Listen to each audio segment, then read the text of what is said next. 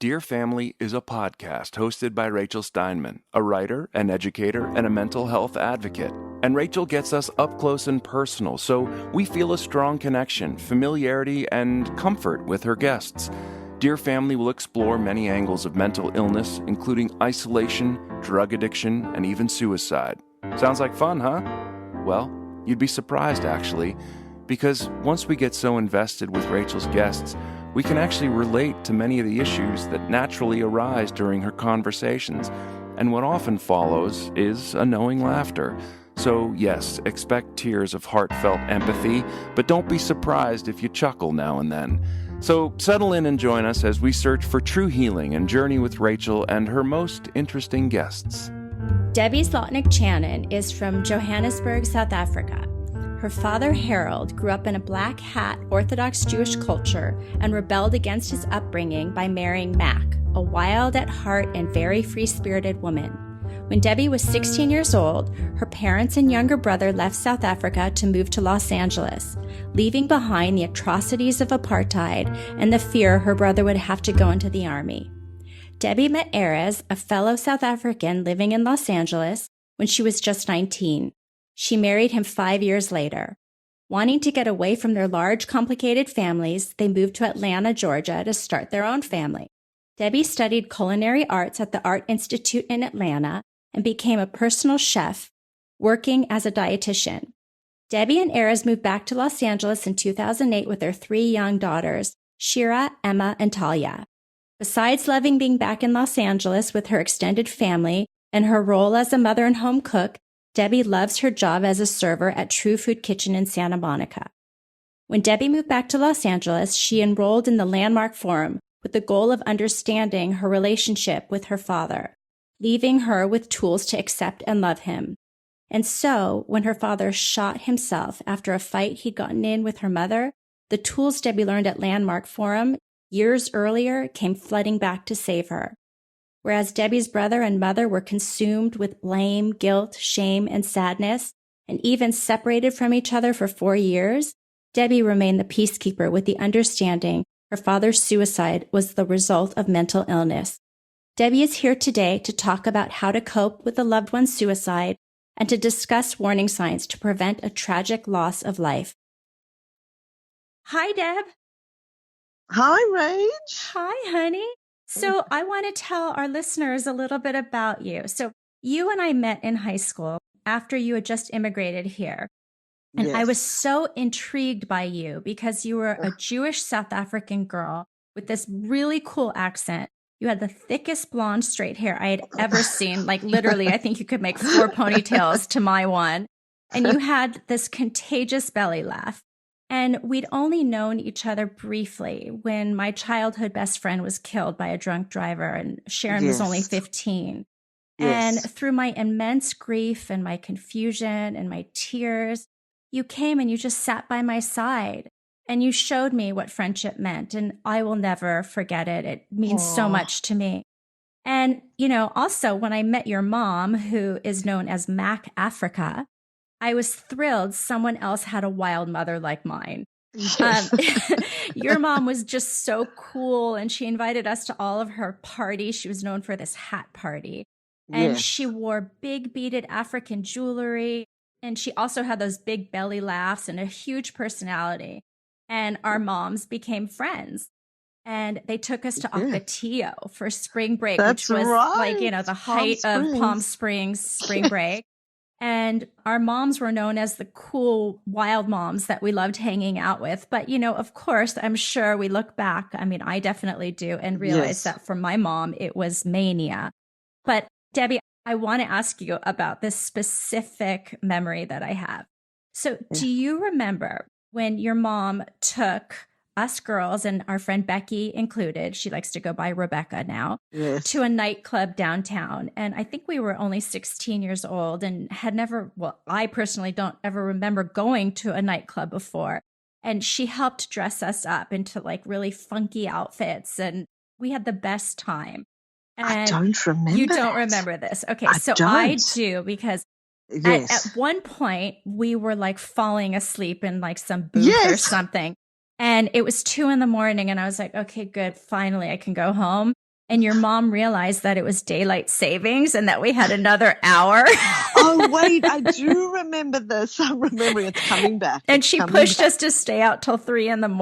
Yes. And I just have to laugh Oh. because, your mom was just wild. And yes. So, that just kind of gives the listeners a little bit of understanding about your family and where you came from. But I would love to hear a little bit more from you. Tell us about yourself and your family. Yes. So I'm from South Africa. I found a South African. Yeah, I grew up. It wasn't the most conventional family life. My mom was and still is, wild at heart. She's 71 going on, I say, like in her 30s at this point. Yeah, she's never quite, she doesn't see age as a number at all. It's just how she feels. And she was wild and pretty much let us do whatever we wanted. But she was the disciplinarian in the house, which is so bizarre to hear because of the way she behaved. And, she would let me, if I didn't want to go to school, I could stay home. She was very, cool in that way and casual, but she was pretty strict and no one can really relate to that. Respect was huge. If she told me to do something, I did it because there was just no ifs, ands, or buts. Growing up in South Africa, I was never allowed to go out on a Friday night. It was Shabbat. That was that. That was how it was. I think when we immigrated, everything shifted because, they both had to work. In South Africa, my mom did not work. And when we moved, they both worked and it was kind of just free for all.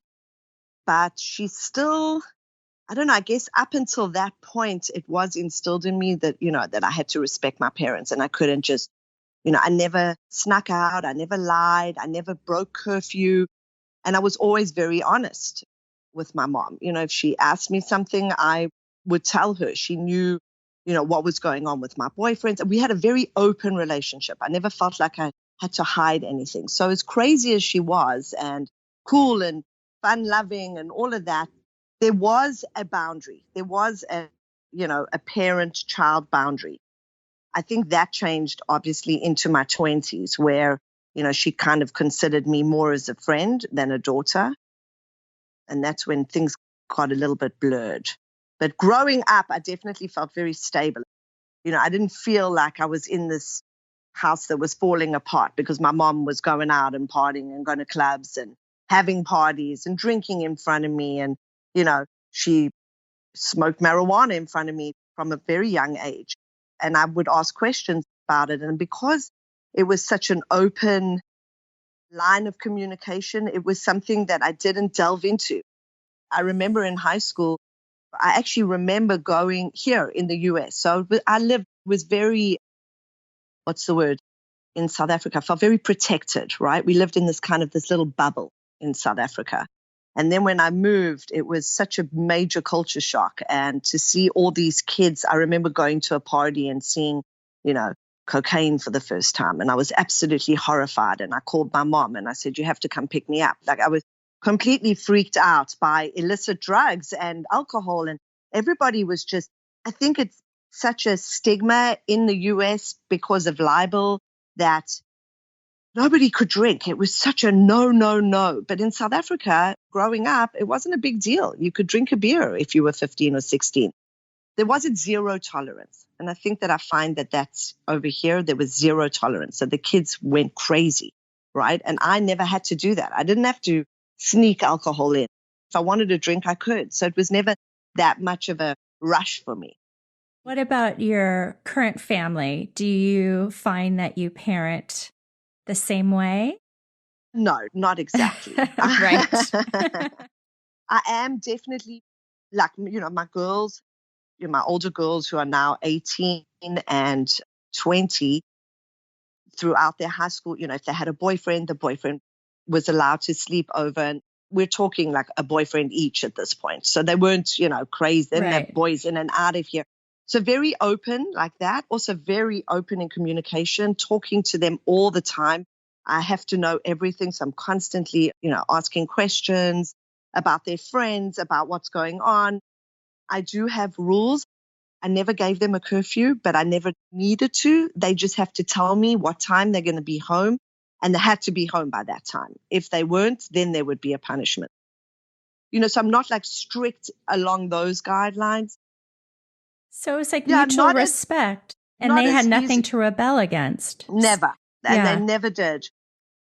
Please God that this will carry on with my youngest, who's just turning 12. So let's just hope that we can, it will follow through.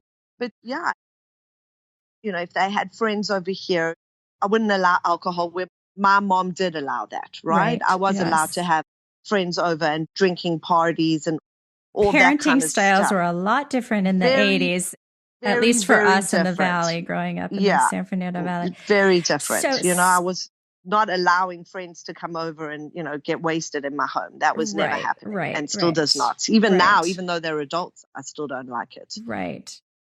Speaking of growing up, I'm curious what your memories are of South Africa, during apartheid, because I'm assuming that has to be one of the reasons you left. But I would love to hear in your own words what it was like, because most people can't fathom what it was like to be a white person in South Africa. Right.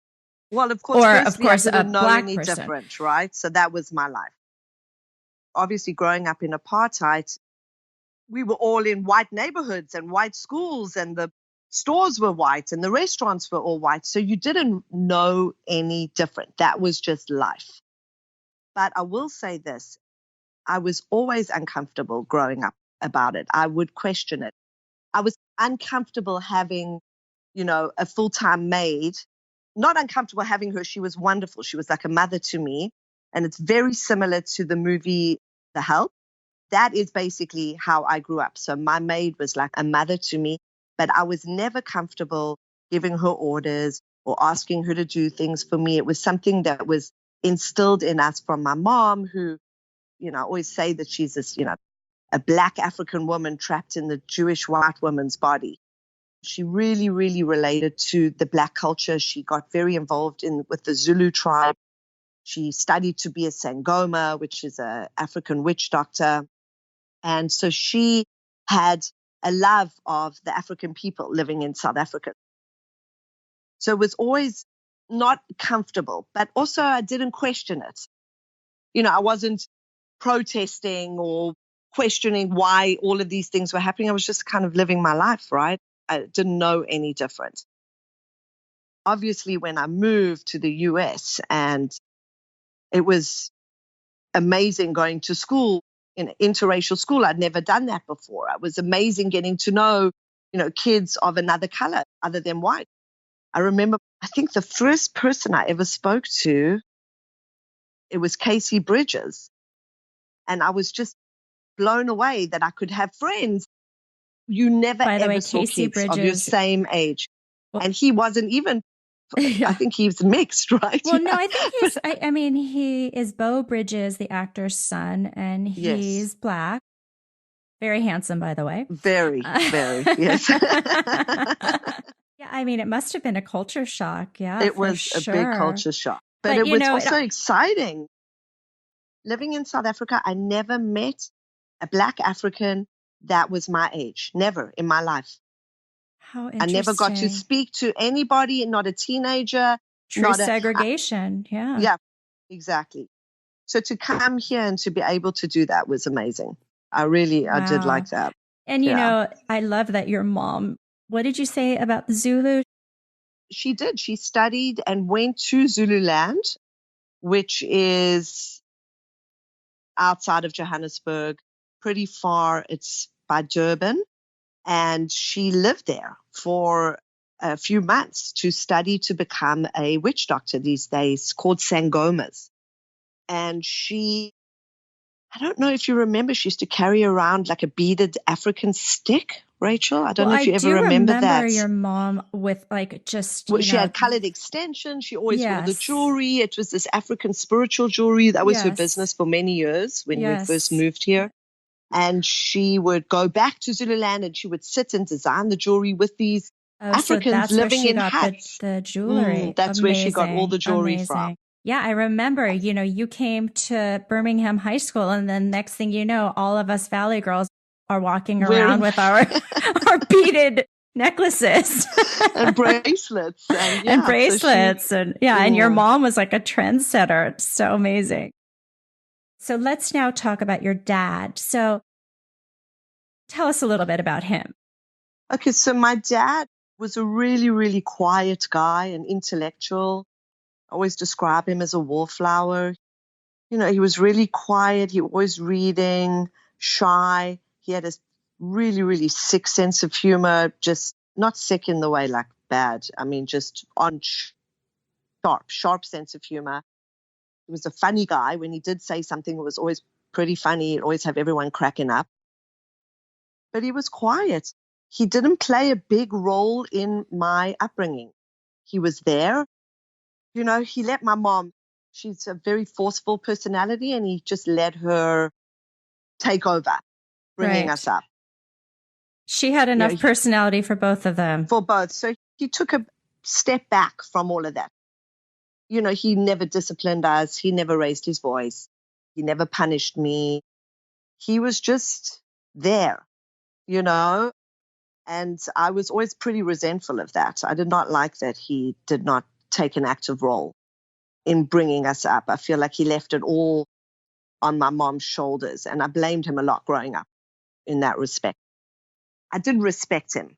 That's the best way I can, I didn't respect him. I thought, he's just taking the easy way out, right? He's just letting my mom do all the hard work and taking the easy way out, because he was the good guy, right? He was the one who was, we could always kind of go to if we're in trouble.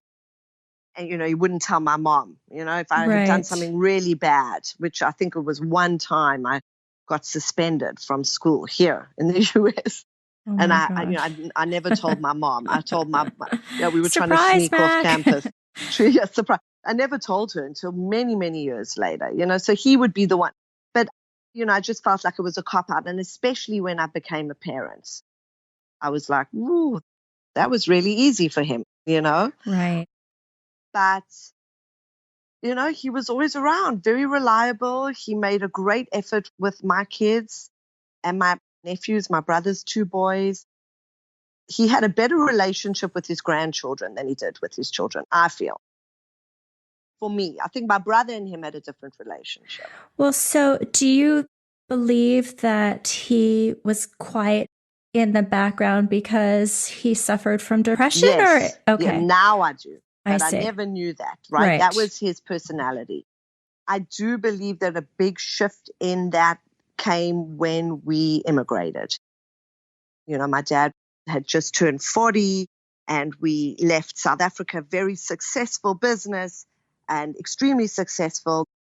Never had to worry about, finances at all. And then we immigrated and, it was kind of back to the ground. He had to reinvent himself at 40 years old. And I think that just weighed on him. It was just chipped away at him year after year. And he was still the same. I don't think that I could pinpoint any specific changes in his personality.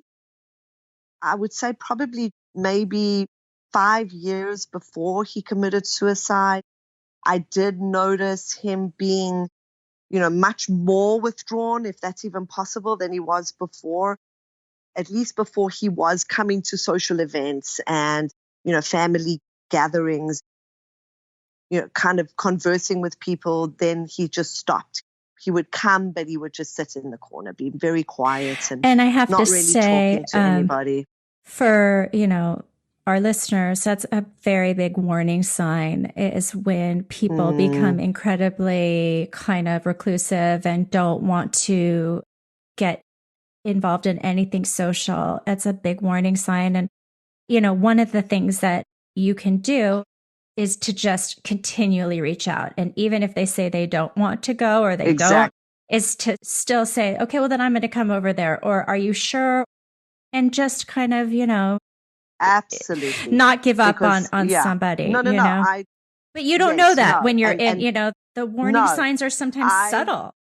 I had no idea. I just thought he was getting older and just getting a little grumpier. And this was just old age.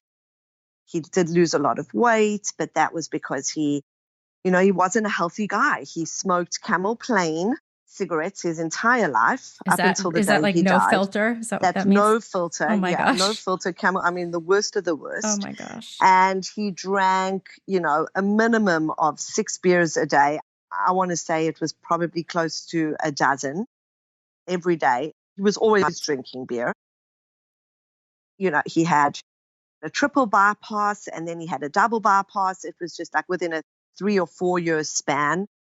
That also contributed to now, after the fact, we, you know, did research, and apparently open heart surgery and any kind of heart surgery does and can cause depression. So it didn't help.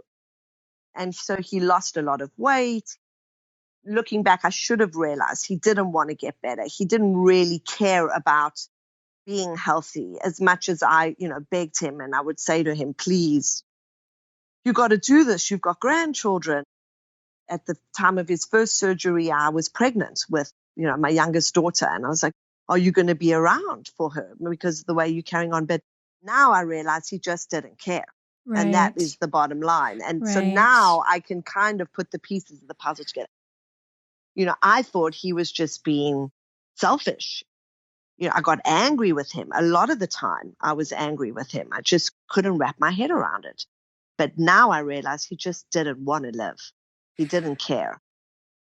We had spoke about this before. When you moved back to Los Angeles, you probably thought, okay, I'm going to be living with my family again, and I want to make peace with my father. And you signed up for the Landmark Forum. Can you tell us a little bit about that? So my dad and I were never fighting. We never fought.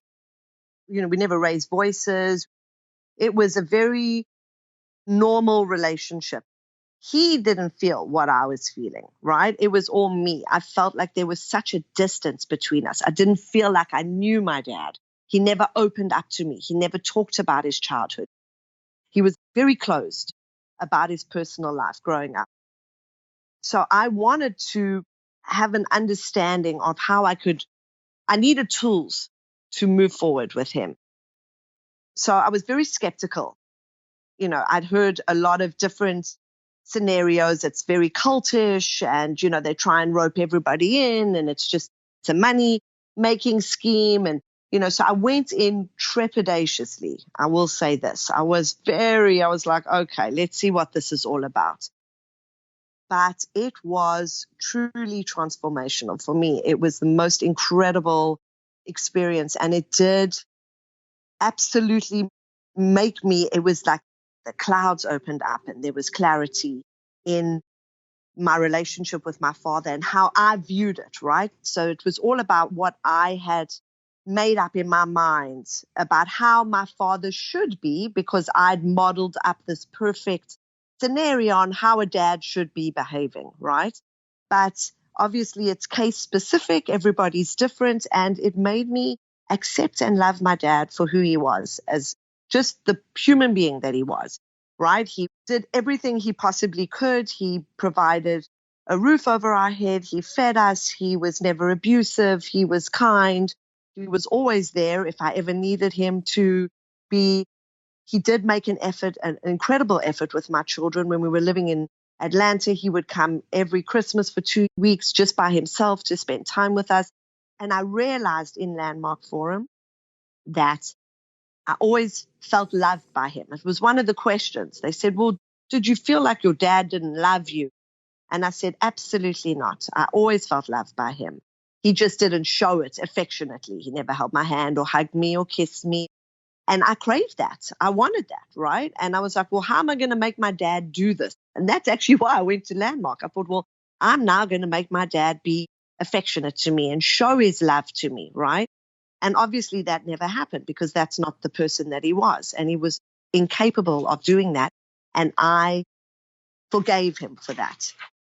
You know, in my mind, well, through Landmark, I was able to understand that it wasn't his fault.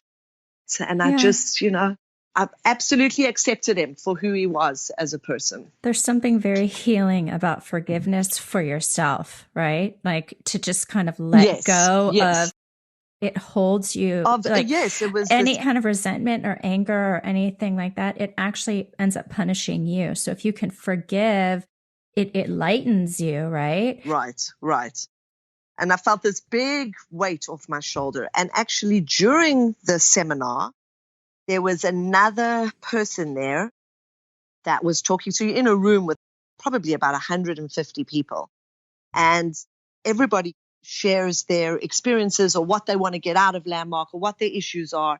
And there was another person in the seminar that was dealing with suicide. Who knew that, 6-7 years later, that this was going to help me get through my dad's suicide? I had no idea, obviously. And it was unbelievable, I have to say. I mean, just came flooding back to me. All the tools, everything I heard there. I walked away from Landmark with a much better understanding of my dad. And I never went back. I never did it. I don't think I consciously thought about Landmark Forum on a day-to-day basis. It obviously changed a little bit about the way I think and the way I see things and context and, perception was very big. To deal with his suicide, that was really incredible. It came full circle for me. Something shifted in you. So can you tell us about your father's suicide? So I had seen my dad a month before his suicide. It was my nephew's birthday party, and my mom came and she was really angry because my dad said he didn't want to come. He wasn't going to come to the birthday party. And he's never missed any of the grandchildren's birthdays. So I was really worried. And I said to my mom, well, what's wrong? No, he's feeling sick. He doesn't want to see anybody. He's just not feeling up to it, right? And I called him and I said, Dad, what's going on? Are you okay? Do you need anything? And he's like, no, I just wasn't feeling good today. I just didn't feel like being around a lot of people, but I'm going to come. And he ended up coming. And I have a photograph of him. It's the last picture I have of him with my 3 girls. And, we sat and we chatted to him. I was with him mostly at the birthday because I was worried about him, right? And then we left and I said goodbye. And I didn't realize that a whole month went by that I actually didn't speak to him. I didn't have a phone call. I didn't see him and I didn't speak to him at all. And then exactly a month later, I guess him and my mom had a fight. I don't know the details of the fight. I just know there was a lot of screaming going on. And my mom went into her office and closed her door. And he stood up and walked into the guest bathroom downstairs. And my mom heard a gunshot. And he had obviously locked the door. And yeah, that was that. She called me and my brother and we went over there. And that's what happened. And of course, then I started going over that I hadn't talked to him and, life, it was busy and I didn't realize, I just carried on. I just carried on with my life and didn't realize. And, you take for granted that you're going to see that person again or speak to them. And, I didn't. And I realized that I hadn't spoken to him in that month. And I actually think that day that when he wasn't coming, I think that because he had said to my mom, I just want to die. He said to my mom that day of my nephew's birthday, I just don't want to go on living. I just want to die. I did not know that. My mom actually told me that later on. But I think that maybe he was planning on doing it on that day. I have a feeling. I don't know. I mean, who knows? I don't know. Yeah, it was really heavy to hear, Debbi, and very, very hard. My heart goes out to you because I understand the pain, but what I also understand is that it's nobody's fault. It has nothing to do with you not calling him for a month. I mean, although I'm sure you wish you could have, you could have called and said, I love you, or all of those things that go through our minds. I feel the same way about my grandfather, who his warning sign was he was so depressed. And then we had a brunch and we all met together and he was in the best mood. And it was like, telling everyone he loved them. And, we were all like, wow, this is great, and that was another warning sign. Right. So back to the landmark, the forum, clearly that helped you get over what is a very traumatic time, whereas your mom and your brother had different outcomes and it felt very differently. Different. Can you tell us a little bit about that? Well, there was a lot of blame going around. So here now we've had a sudden death of a loved one, right? So Right. It was a sudden death.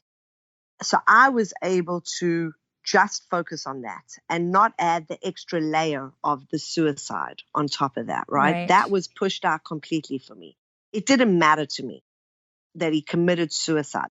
What mattered to me was that he had died. Okay, Right. so that's what I focused on.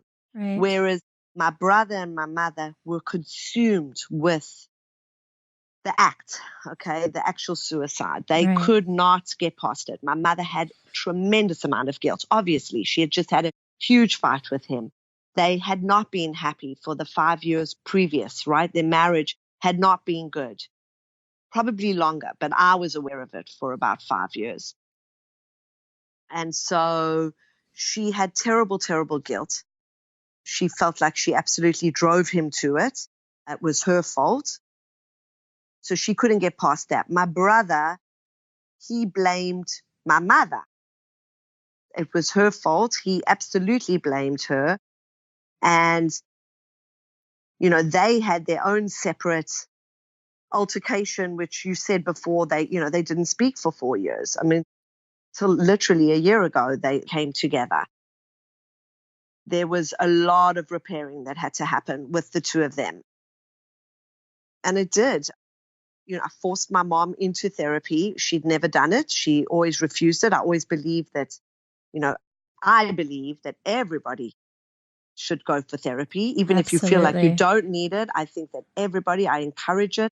My daughters go, even though they don't want to go, they go, because I believe that a third person to speak to, it's important to be able to speak to somebody other than your family members and to get clarity, and a professional to give you tools, right? And so I forced my mom into therapy. Definitely, it was, of course, what changed everything for her. And she did therapy for the first 2 years after he died, and we went together, her and I. And my brother did his own therapy as well, but he refused to do it together. He just needed to get over stuff on his own.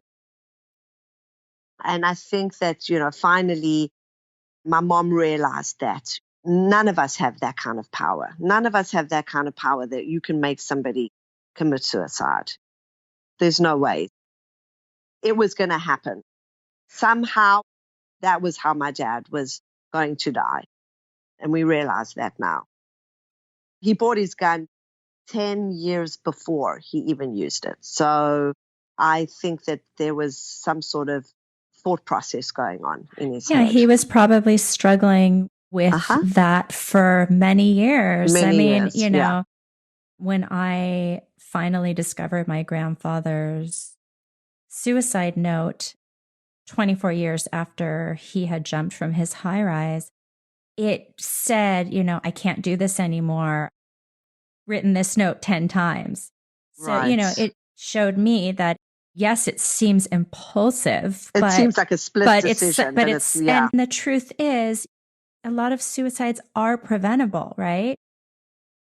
Absolutely. But you just have to understand, and I really like what you said, is that you have to look at it as it's a death. It's not the act of dying by suicide, although that is shocking and painful. It is. It's because of a brain disorder, right? Right. Absolutely.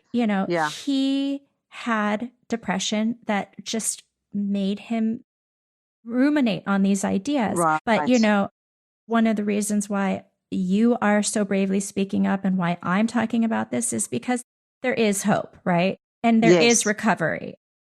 Your dad probably had depression, and he also had, some life things, right? Like you said, when he moved to the States and his life he had financial struggles. Right. And there are a lot of different things playing, every case is different.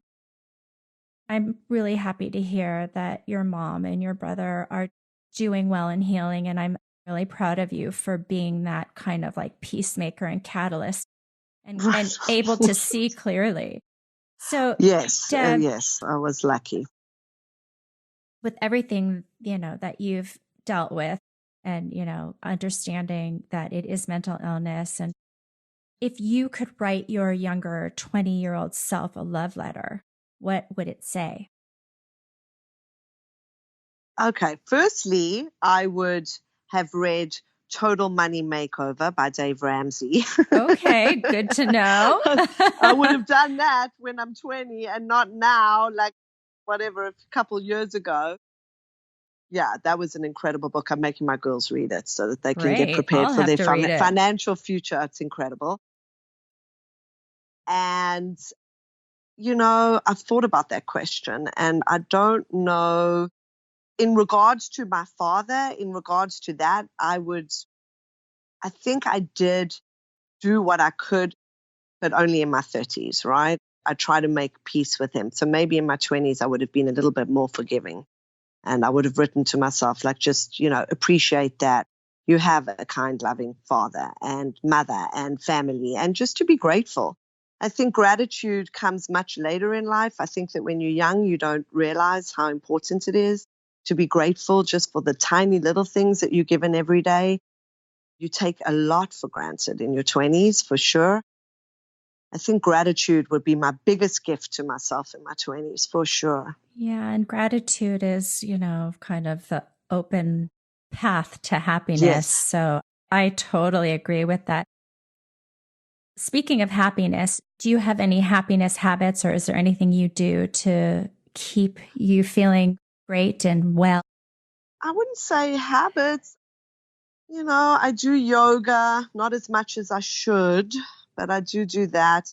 I love nature. I love going to the beach. I love laughing a lot. Try and make myself laugh a lot. I read music. Oh, yeah. And I think listeners, you it's should see a picture of Debbi's abs. They're like cut from all of her laughing. You And could it is teach so like laughing. true. You could teach a laughing ab A class. laughing ab class. Yeah, it's true. I don't do exercise. I've never, only until very recently, I never exercised ever. Wow, that's I a great way to work out. I It's good laugh for a your lot. heart. So, Deb, what advice would you give to somebody who's dealing with a family member's suicide? I mean, have you learned anything that you would pass on to somebody that might be listening to this? Yeah, I would absolutely separate the act from the death itself and focus on that, because it is completely counterproductive to go backwards and to try and come up with scenarios and the what ifs and the buts and I should have and I could have. It really is a waste of energy and thought process. And just to remember, the good things, and the person, that's what I try and remember, just all the happy times with my dad. And I don't ever allow myself to go down a rabbit hole on what I could have done or should have done, because it would just not help me or help anybody in that respect. It is beyond heartbreaking, and you feel like you could have prevented it, but you really couldn't have. But now, hopefully going forward, where there's so much awareness brought in on mental illness, I do feel like, there is hope, and you can, going forward, maybe look for warning signs. I mean, only after the fact that I come up with a whole bunch of things in my head that made, kind of red flags for me. But yeah, if you're getting over suicide, it is, just self-care, self-love, talking about it, also not bottling anything in. I was very verbal. People were very nervous to talk around me, and I was very open about it. Let's talk. You got questions? Well, I'll answer them to the best of my knowledge. Which is amazing that it. you never felt shame, which I think No. a lot of people do. And I think that holds them back from reaching out. So that's another really beautiful gift that you gave yourself, to understand it. There's no shame in this. No, I knew that it had nothing to do with me, nothing. So I didn't feel any shame or embarrassment. A part of me was relieved for him, because I know that if somebody gets to that point, they really are just looking for peace. And Right. so in my head, I actually had a dream the day after he died, that he was in my dream, and I walked out of my bedroom and he was sitting on the couch, and I said, "Dad, what are you doing here? Everyone thinks you're dead." He looked at me and he said, "Don't worry, everything's going to be okay." I had these really vivid dreams the Wow. week after he died. A couple days later, I had another dream where we were at a party and he was dancing, and he was breakdancing like on the floor and like spinning on his back. Now, my dad never danced. I mean, this was, That's he was this so really funny. quiet guy. I love And it. he was dancing and partying and having such a good time. You know, I woke up so happy and smiling, and, you know, it just gave me this peace. And I always see it when I do dream about my dad. I feel like he's coming and saying hi to me, and, you know, I'm doing okay, sending a message. And that helped. It really helped. Those That's dreams helped me. amazing. Who would have thought the subconscious could Bring you some manifest it peace. itself? Yeah. Yeah, it just brought me peace because I saw him happy and laughing. And, you know, this was healing for me. I feel like I must just interject and just say, because, you know, you had mentioned that you look back and there are warning signs, and we're talking about it more now and we understand mental illness Yes. better. But anyone that needs support or is worried about a loved one, of course, there's 24-hour suicide prevention hotlines. There's resources like NAMI that you can go to. There's also great support groups for families and for individuals. So there definitely is a lot of hope. Yes. It's not such a stigma attached to it right now, right? Right. It's more accepting. It's more accepted. Exactly. Yes. I think people are finally realizing that this is a true disorder. 100%. Just like you would have asthma and you need to go to the doctor. If you're suffering from severe depression, you need to go to the doctor. You need to go to, exactly. Yeah. Exactly. But it also takes love and support from family. But just having this conversation is so helpful, Debbi. And I just want to thank you so much. Oh, well, thank you for doing what you're doing. This is amazing. Of course. It makes my heart sing. If I can help anyone or inspire anyone, that makes me so happy. Absolutely. So, beautiful. Debbi, beautiful. Where can people find you? Like on social media? I'm on Instagram at Debbi_Chanin. Chanin. N-I-N, and it's Debbi, D-E-B-B-I. Yes. No E. Okay. All right. So look for Debbi on Instagram. Awesome. Yeah. And in the show notes, I will link Landmark Forum, and I'm going to have to check out this Total Money Makeover. Thank you. Yes. I will check read that it. It's out. fantastic. Well, all right, honey. I am so grateful. Thank you so much for speaking to me today. You're so welcome, and thank you. Thank you. Okay, and I wish you and your family all the best, and we're going to have a reunion with our wild moms soon. Yes, we will. Okay. That is definitely, we'll put that in the books. Okay, lots of love, Deb. All right, thank you, honey. Bye. Bye, sweetheart.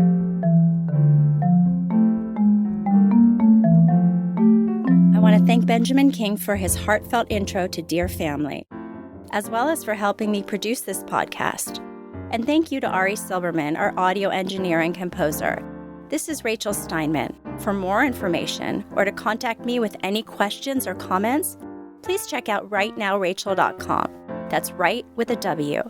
Thank you for listening, subscribing, and sharing Dear Family. Until next time, I wish you love, happiness, and good mental health.